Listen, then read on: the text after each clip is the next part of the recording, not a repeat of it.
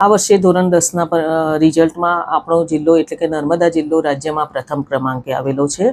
ધોરણ 12 સામાન્ય પ્રવાહ અને ધોરણ 12 વિજ્ઞાન પ્રવાહ એમાં પણ આપણે સારું રિઝલ્ટ લાવી શક્યા છે.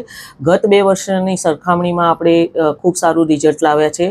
છેલ્લા 2 વર્ષમાં આપણે રાજ્યમાં તૃતીય ક્રમાંકે હતા, આ વખતે પ્રથમ ક્રમાંકે છે.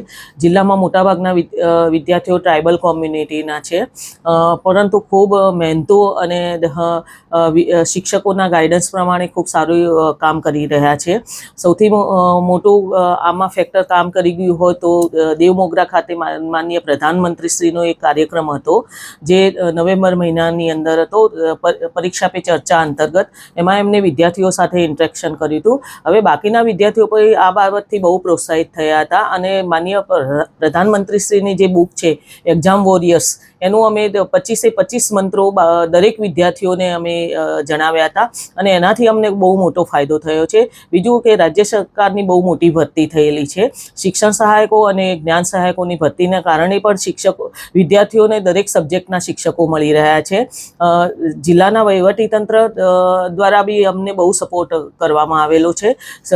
અમારા રાજ્યમાં કામ કરતા વિવિધ સંઘો દ્વારા જે મોટિવેશનલ સ્પીકરોને બોલાવવામાં આવ્યા હતા, એમાં શૈલેષ સગપરિયા સાહેબ અને પવન દ્વિવેદી સાહેબ જેઓ ઇન્ટરનેશનલ મોટિવેશનર્સ છે, એ લોકો બી આવીને શિક્ષકોને મોટિવેટ કર્યા હતા.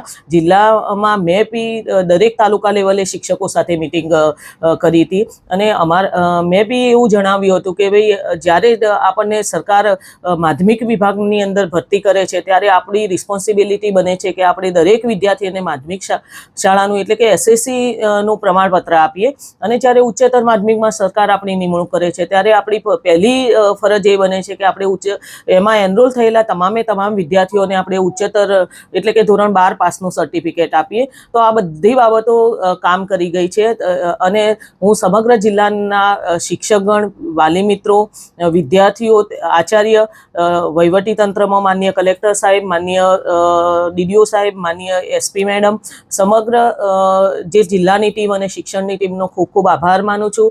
સાથે સાથે ખૂબ ખૂબ અભિનંદન પાઠવું છું. જય હિન્દ, જય જય ગરવી ગુજરાત. ડૉક્ટર કિરણબેન પટેલ, જિલ્લા શિક્ષણાધિકારી, નર્મદા.